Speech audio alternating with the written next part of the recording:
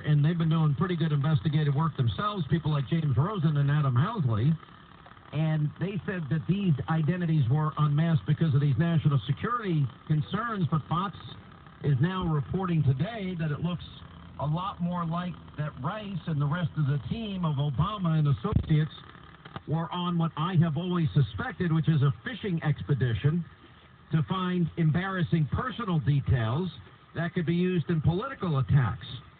Now, Fox is reporting that the intelligence reports at the center of Susan Rice's unmasking controversy, that they were, quote, detailed, almost resembling a private investigator's file, according to a Republican congressman familiar with the documents. Now, let me just backtrack here. Remember the reporting of Sarah Carter. Remember what she spent a lot of time going into detail on, and that is what changed in 2011. In other words, due to the rules that Obama got approved by the FISA review court as it relates to these issues of surveillance and unmasking, that, in other words, they fought hard in the intelligence community under Obama to get these rules relaxed. They were claiming the changes would improve intelligence sharing aimed at solving threats and lone wolf terrorism and hackers and foreign espionage. That's what they claimed.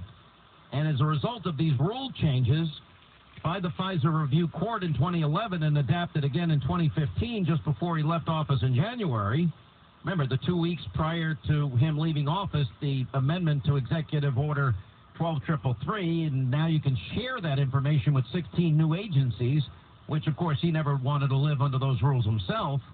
But now it's all beginning to create a pretty big image. And then you put together what Congressman Peter King, who's on the House Intel Committee, and a smart guy and not somebody that's shy, he actually said the following, quote, this is information about everyday lives. So what have I been saying now for the last number of days? That they were using the guise of national security to spy, surveil Trump and his transition team and his campaign team.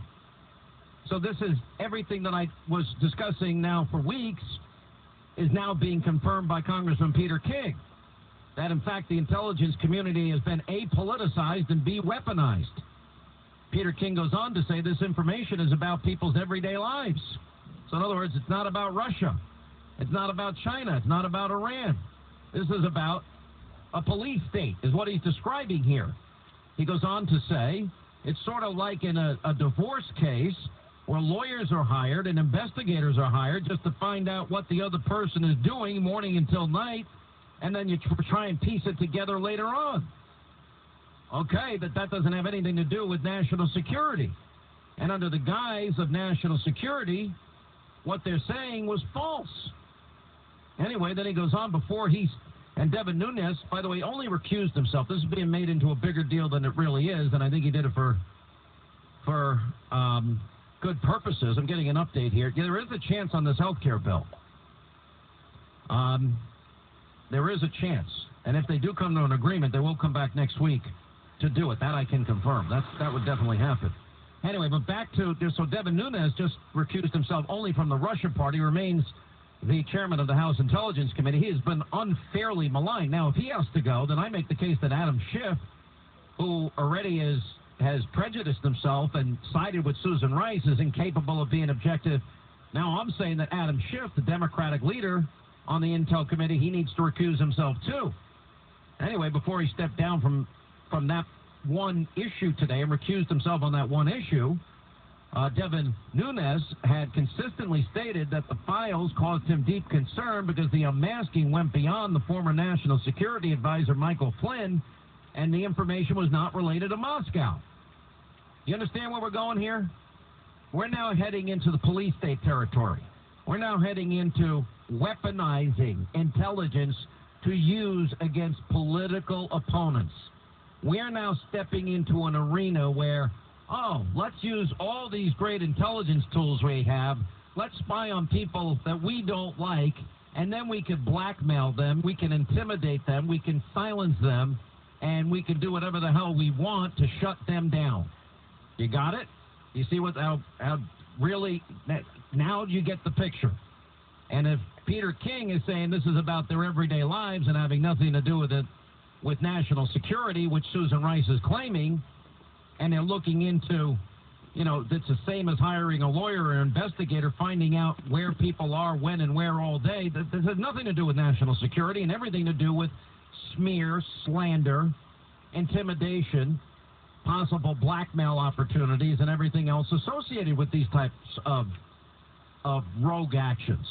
This is really, really so far beyond anything Watergate related. It's beyond anything you could even ever imagine. But I continue. Now, remember, Susan Rice, in the seemingly scripted interview with Andrea Mitchell, you know, says the reports were requested by the Obama administration, which announced the probe into the Russia election hacking issue in December. But this was happening before then.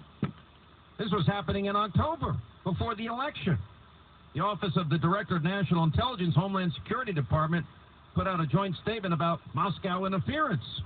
And Rice told Andrea Mitchell, fulfilling the president's request, his request came in December.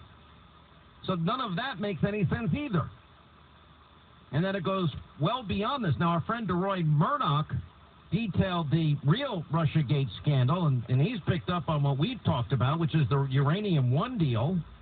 And, you know, I think he did a really good job. And, you know, it turns out there's a ton of evidence supporting claims that the one candidate in last year's presidential election that was completely compromised by connections to the Kremlin was Hillary. And nobody ever wants to talk about it. And DeRoy Murdoch made that case very strong during a visit to Moscow in March of 2010. Then Secretary of State Hillary Clinton explained the purpose of America's reset with the Kremlin. Our goal is to help strengthen Russia. She actually made that quote. If Donald Trump had ever said that, imagine where the Democrats would be. And beyond her personally signing off on the Uranium One deal and all the players associated and surrounding it donating millions and millions of dollars to the Clinton Foundation and control of 20% of America's uranium stockpile going to Putin via Hillary and Bill Clinton getting double his speaking fees, I mean, it's pretty unbelievable. You know, Hillary helping Boeing seal a major sale to the Kremlin, that was part of it. All this money funneled back. Now, whatever happened to these investigations? Where is James Comey? Anyway, Nunes' replacement may add Hillary to the Russiagate probe. Mike Conway and Congressman Trey Gowdy have taken over. I would not want to mess with Trey Gowdy on any legal matter. Let me put it that way. Anyway, Conway, the new leader of the House Intelligence Committee's probe on the Russia meddling, once compared Moscow's hacking to Mexican singers campaigning for Hillary Clinton. That was pretty funny. But he may add Hillary to the Russiagate probe. You know, because he goes on to say, he told the Dallas Morning News that they're foreign actors, foreign people influencing the vote in Nevada. You don't hear the Democrats screaming and saying one word about it. Sure, it's foreign influence. He was asked about looking into the Hillary stuff. Anyway, 800-941-SEAN is our toll-free telephone number. You want to be a